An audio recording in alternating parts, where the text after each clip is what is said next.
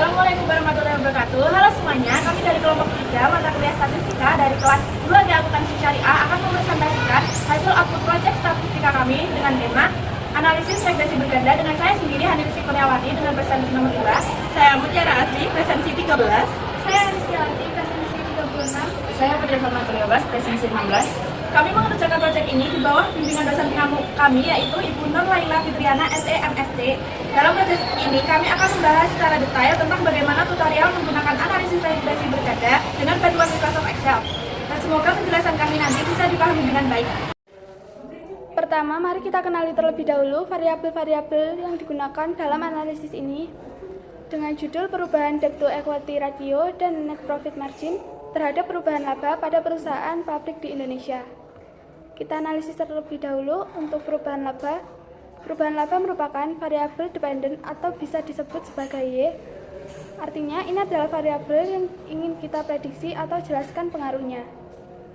Selanjutnya, debt to equity ratio (DER) adalah variabel dependent pertama yang kita sebut sebagai X1. Selanjutnya, net profit margin (NPM) adalah variabel independen kedua atau X2. Jadi secara singkat, Y sama dengan perubahan laba, X1 sama dengan DER, debt to equity ratio, X2 sama dengan NPM, net profit margin. Selanjutnya, data dari masing-masing perusahaan atau observasi dimasukkan ke dalam tabel. Tabel Excel dengan susunan kolom sebagai berikut ini. Data inilah yang akan kita gunakan untuk melakukan analisis regresi berganda di Excel. Pertama, buka program Microsoft Excel dan siapkan data yang akan digunakan untuk analisis regresi berganda. Pastikan data disusun secara rapi dalam kolom. Maka, susunan kolom di Excel bisa seperti ini. Kolom perubahan laba diwakili variabel dependent atau Y. Kolom DER diwakili variabel independen 1 atau X1. Kolom NPM diwakili variabel independen 2 atau X2. Pastikan baris pertama digunakan sebagai judul kolom. Data bisa dimulai dari baris pertama ke bawah. Data ini akan digunakan untuk membuat model regresi berganda. Sebelum melakukan analisis regresi, kita perlu memastikan bahwa fitur data analisis sudah aktif di Excel. Caranya, klik menu File di pojok kiri atas, lalu pilih Options. Pilih Add-ins pada panel sebelah kiri. Di bagian bawah, pastikan kotak drop-down bertuliskan Excel Add-ins, lalu klik tombol Go. Akan muncul jendela Add-ins, beri centang pada analisis toolpath, lalu klik OK. Setelah langkah ini selesai, tab Data di Excel akan menampilkan tombol baru bernama Data Analisis di sisi kanan. Setelah fitur data analisis aktif, sekarang kita bisa mulai melakukan analisis regresi. Caranya, klik tab Data di bagian atas Excel, pilih tombol Data Analisis yang ada di pojok kanan.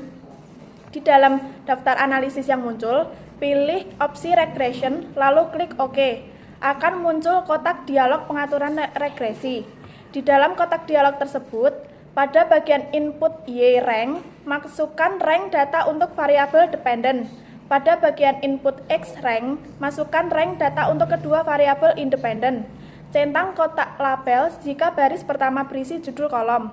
Pilih opsi output rank jika ingin menampilkan hasil di bagian tertentu di worksheet. Atau pilih New Worksheet Fly jika ingin hasil analisis ditampilkan di lembar kerja baru.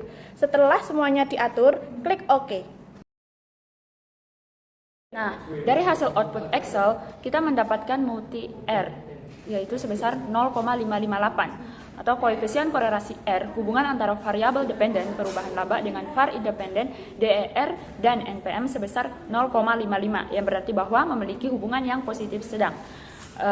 Ini dikarenakan jika R semakin mendekati 1, semakin kuat hubungan linear antara prediktor dan hasil. Dan selanjutnya yaitu R square sebesar 0,311. Koefisien determinasi R pangkat 2. Koefisien determinasi artinya 31,1%. Variabelnya dapat dijelaskan oleh X1 dan X2. Sisanya sebesar 68,9% dijelaskan oleh variabel lain. Selanjutnya yaitu standar error sebesar 1,519. Perubahan laba menyebar secara normal di sekitar garis regresi berganda, yaitu Y bar pada kisaran kurang lebih 1,51 rupiah.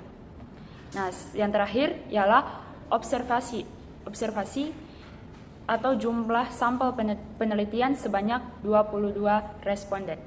Selanjutnya kita masuk ke bagian ANOVA. Di sini terlihat nilai signifikan F sebesar 0,028. Di sini jika menggunakan p-value, jika p-value-nya kurang dari 0,05 maka tolak H0 atau ada pengaruh signifikan X terhadap Y. Jika p-value lebih dari 0,05 maka gagal tolak H0 atau tidak ada pengaruh yang signifikan.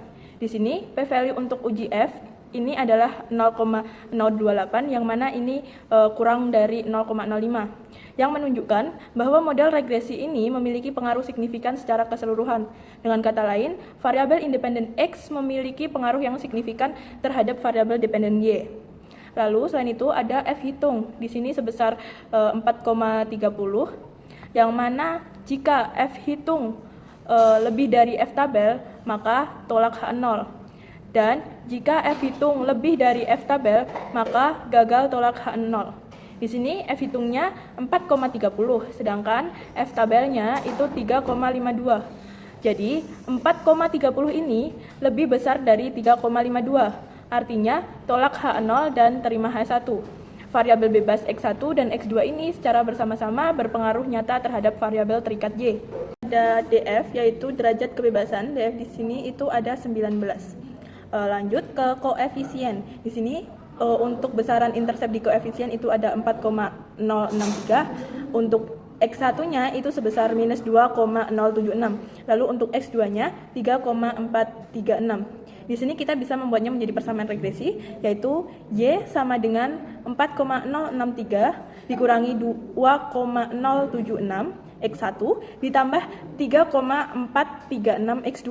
Cara membacanya yaitu persamaan regresi tersebut menunjukkan bahwa perubahan laba sebesar 4,063 akan berkurang sebesar 2,076 untuk setiap kenaikan satu satuan pada X1 dan akan bertambah sebesar 3,436 untuk setiap kenaikan satu satuan pada X2. Lalu di sini kita beralih ke p-value. Untuk p-value X1 itu sebesar 0,829. Untuk p-value X2 ini sebesar 0,009. Di sini jika menggunakan p-value, jika p-value-nya ini kurang dari 0,06, maka tolak H0 atau ada pengaruh signifikan X terhadap Y. Lalu, jika p-value ini lebih dari 0,05, maka gagal tolak H0 atau tidak ada pengaruh signifikan. Di sini untuk X1-nya, karena 0,82 ini lebih besar dari 0,05, yang artinya X1 tidak berpengaruh terhadap Y atau gagal tolak H0. Terus yang X2 ini karena sebesar 0,009 ini kurang dari 0,05 yang artinya X2 ini berpengaruh terhadap Y atau tolak H0. Lanjut ke T-start atau T-hitung atau uji parsial. Di sini untuk T-hitungnya X1 itu sebesar minus 0,217, untuk X2-nya itu sebesar 2,89. Di sini jika T-hitung ini lebih besar dari T-tabel, maka tolak H0. Dan jika T-hitung ini kurang dari T-tabel, maka gagal tolak H0. Di sini T-tabelnya itu ada 2,093. Jadi untuk X1 ini kan minus 0,217 ini lebih kecil dari 2,093 T-tabelnya, maka untuk X1 ini gagal menolak H0.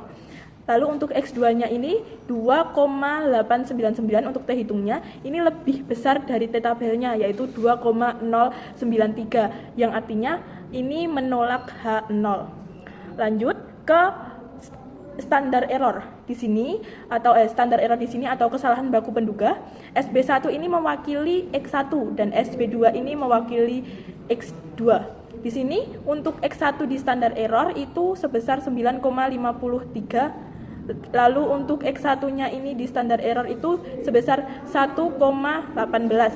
Jadi perbandingannya kan SB1 banding SB2 artinya 9,53 banding 1,18. Yang mana B2 atau X2 ini lebih baik dibandingkan B1 karena SB2 ini lebih kecil dibandingkan SB1, sedangkan B1 memiliki ketidakpastian yang lebih besar karena standar error SB1 jauh lebih besar dari SB2.